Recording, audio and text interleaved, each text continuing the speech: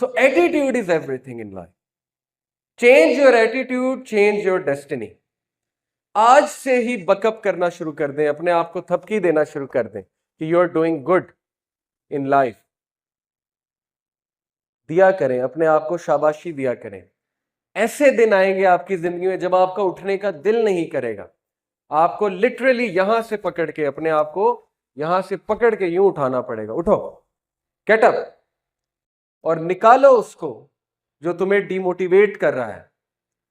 कोई मदद के लिए नहीं आएगा, ये मैं आपको पहले बता दूं।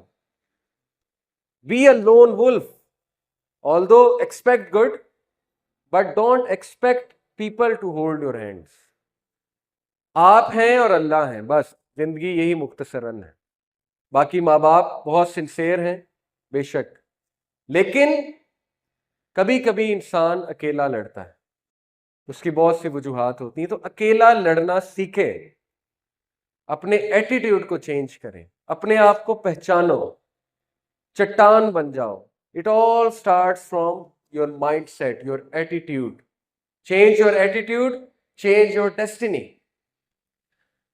मसला यह है कि हमारी जिंदगी में मेजॉरिटी मसले हमारे एटीट्यूड की वजह से। ये मैं नहीं कह रहा है, कुरान कहता है। अल्लाह ताला ने कहा चैप्टर 10 वर्स 44 सूरह यूनस आयत नंबर 44 में, इन्नल्लाह ला यज़लिमुन नास शैअन वलाकिन्नन नास अनफुसहुम यज़लिमून। बेशक अल्लाह इंसान पे जुल्म नहीं करता, इंसान खुद अपने ऊपर जुल्म करता है। कैसे? गलत एटीट्यूड। मैं आपको चंद गलत एटीट्यूड्स गिनवाता हूं क्विकली, इंशाल्लाह आपके सामने बहुत अच्छे से बात वाज़ेह हो जाएगी। क्या है गलत एटीट्यूड जिनकी वजह से हम मार खाते हैं? स्पेशली मेरे यंगस्टर्स से खिताब कर रहा हूं इस वक्त। नंबर 1 जी, what is this? Comfort zone.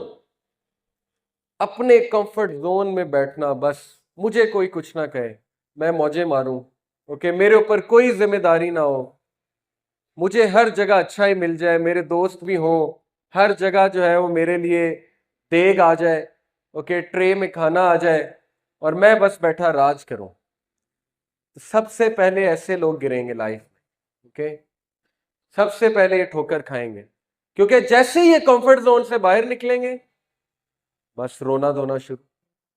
क्या वजह है? शादियां क्यों नहीं चलती आज? हम कंफर्ट जोन में इतने अटैच हो चुके हैं, इतने अटैच हो चुकी है हमारी यूथ, कि जैसे ही जिम्मेदारी पड़ती है तो वैसे कंफर्ट जोन डिस्टर्ब होता है। जब कंफर्ट जोन डिस्टर्ब होता है तो फिर रोना धोना शुरू हो जाता है, स्ट्रेस आ जाता है, स्ट्रेस से डील कर नहीं सकते, कोलैप्स कर जाते हैं, डिप्रेशन में चले आते हैं वगैरह वगैरह। तो कंफर्ट जोन में रहने वाला बंदा तरक्की नहीं करता, क्योंकि कंफर्ट जोन में कुछ ग्रो नहीं करता। कंफर्ट जोन में फिर इंसान मोटापे की तरफ ही जाता और कुछ भी नहीं। जैसे वो पिछले दिनों एक फनी पिक्चर भी आई हुई थी इंटरनेट पे कि उन्होंने कहा था life defined in one picture, life sadness defined in one picture. क्या था कि एक तरफ गेम्स का रैक था, PS4 की गेम्स का रैक था, दूसरी तरफ पैम्पर्स का रैक था, और वो जो लड़का था उसने अपना बच्चा उठाया हुआ था, वो बड़ी हसरत से PS4 गेम्स की तरफ देख रहा था, लेकिन दूसरी तरफ लेना उसे पैम्पर्स थे। तो वो उसकी सैडनेस थी कि क्या ही दिन थे, PS4 खेला करता था, कोई जिम्मेदारी नहीं थी, अब पैम्पर्स लेने जाना पड़ता है, ओके। तो जिम्मेदारी कभी ली ही नहीं ना, इसलिए अब जब जिम्मेदारी आई है तो स्ट्रेस आया है, जिम्मेदारी के साथ स्ट्रेस तो आएगा। स्ट्रेस के लिए अपने आप को तैयार नहीं किया हुआ था। कितने लोग हैं जो कंफर्ट जोन से नहीं निकलते, वो सारी उम्र दोस्तों के साथ ग्रुप्स बनाते हैं, सारी उम्र दोस्तों के साथ रहते हैं, नई चीजों को एक्सप्लोर नहीं करते, फिर जैसे ही वो यूनिवर्सिटी में जाते हैं वहां पे उनका कंफर्ट जोन ब्रेक करता है, वहां पे कंपटीशन आता है, वहां पे मुश्किलात आती हैं, वहां पे लोग कोई उन्हें एक्सेप्ट करते हैं, कोई नहीं करते हैं, वो तैयार नहीं होते, वो ये समझते हैं कि हम में बहुत बड़ा मसला है और वो उस वजह से अफसुर्दा हो जाते, गिव अप कर देते। इसलिए खुसूसन पेरेंट्स से मैं कहता हूं अपने बच्चों को कंफर्ट जोन में मत डालें, ये उनके लिए बहुत नुकसानदेह है। Don't give them everything they want, number 1। Number 2, present challenges to them, present competition to them, किसी ना किसी तरह उनको कंपटीशन में डालें। यहूदी किस तरह अपने बच्चों की तरबियत करते हैं, वो बजाय के अमेरिका ले जाएं छुट्टियों में या कहीं और ले जाएं, वो उन्हें बिजनेस कराते हैं, इंटर्नशिप, रेडी पे भी बिठाना पड़े, फ्रूट की रेडी पे वो बिठाते हैं। कि बिजनेस तो सीखेगा ना, कुछ तो सीखेगा ना, कल को लीडर बनना इसने इसने जो है वो स्लेव तो नहीं बनना, तो लीडर कंफर्ट जोन में बन के बैठेगा। इसलिए कंफर्ट जोन में रहने वाला बंदा ग्रो नहीं करता। गलत एटीट्यूड।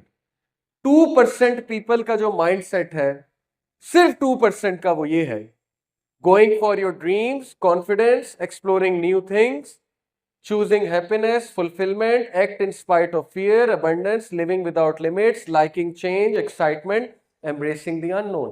बाकी 98% लोग इस तरह जिंदगी गुजारते हैं कि वो जो उन्हें पसंद होता है वही करते रहते हैं, नई चीजें ट्राई नहीं करते, अपने आप को चैलेंजेस नहीं देते, थोड़ा सा चैलेंज आ जाए एस्केपिस्ट बन जाते हैं, भागना शुरू कर देते हैं, रोने लग जाते हैं, वगैरह वगैरह वगैरह।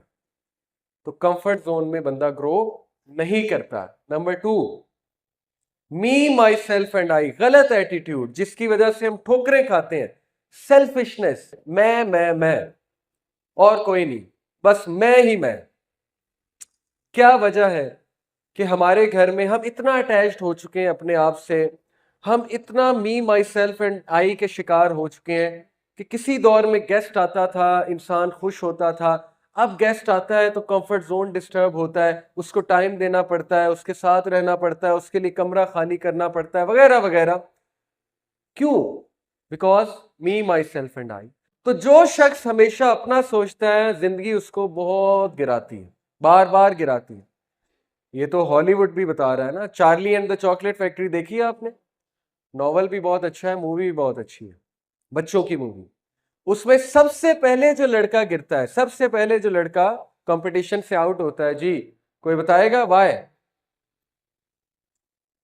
5 लोग होते हैं ना, सबसे पहले कंपटीशन से जो आउट होता है, क्या था उसका मसला? टेम्पटेशंस पे काबू नहीं रख सकता, greedy, me my self and I. मैं हर चीज खा लूं, मुझे हर चीज मिल जाए। तो जो शख्स सेल्फिश होता है तो फिर वो ये शिकायत ना करे कि मेरी जिंदगी में इतनी मुश्किलात क्यों है। गलत एटीट्यूड। थर्ड गलत एटीट्यूड, लिविंग इन पास्ट। कुछ लोग माजी से ही नहीं निकलते। उन्होंने अपना माजी का एक कंफर्ट जोन बनाया होता है जहां पे वो जाकर रहते हैं। मिसाल के तौर पे माजी में वो बहुत बड़ी चीज थे, माजी में वो बड़े खुश थे, माजी में जो है वो बहुत लाइक थे, माजी में वो बड़े टैलेंटेड थे। लेकिन अब जब जिंदगी ने मुश्किलात प्रेजेंट की, जिंदगी स्ट्रेस लेकर आई, तो अब वो चीज नहीं है, वो कैफियत नहीं है। तो बचाए कि वो ये एनालाइज करें कि हालात चेंज हो गए हैं, कोई बात नहीं, इंसान जख्मी हो जाता है, जब जख्मी होता है थोड़ी देर के लिए उसकी ग्रोथ रुक जाती है। बजाय कि वो इस तरह सोचें, वो क्या सोचते हैं कि ओहो माजी में तो मैं ऐसा था, पास्ट ही सोचते रहते हैं। तो पास्ट में रहने वाला बंदा कभी आगे नहीं बढ़ता। तो पास्ट से निकलना है, क्योंकि पास्ट गुजर चुका है, पास्ट आया चला गया, अच्छा था अल्हम्दुलिल्लाह, बुरा था अल्हम्दुलिल्लाह, जो भी हुआ हो गया। तो पास्ट से निकलना सीखें। एक छोटा सा आपको वाकया सुनाता हूं कि इशफाक अहमद साहब कहते हैं कि मैंने अपने पोते को अपनी गोद में उठाया हुआ था और बाहर बारिश हो रही थी खिड़की के बाहर, और मैं अपने पोते को दिखा रहा हूं कि बेटे बाहर देख, बाहर देख, look at the sky, clouds को देखो, देखो ग्रीनरी, देखो बादल, देखो कितनी खूबसूरत दुनिया है। कहते हैं कि वो डर से खिड़की के एक ही तरफ देखी जाए, एक ही तरफ देखी जाए। तो मैंने कहा कि यार बाहर देखो, क्या हो गया, एक तरफ क्यों देख रहे हो, क्या है ऐसा खिड़की में? तो उसने कहा दादा ये क्या है? तो जब कहते हैं कि मैंने गौर किया तो वहां पे एक मरी हुई मक्खी थी। तो मैं इतना हैरान हुआ, मैंने कहा कि बेटे तुझे मरी हुई मक्खी नजर आ रही है, बाहर भी तो देखो ना। उसने कहा नहीं ये क्या है? तो कहते उस छोटे से बच्चे ने मुझे एक मसला समझा दिया। मसला ये है कि हमारी जिंदगी में देखने वाला बड़ा कुछ होता है, लेकिन हमारी नजर वो मरी हुई मक्खी पे है बस।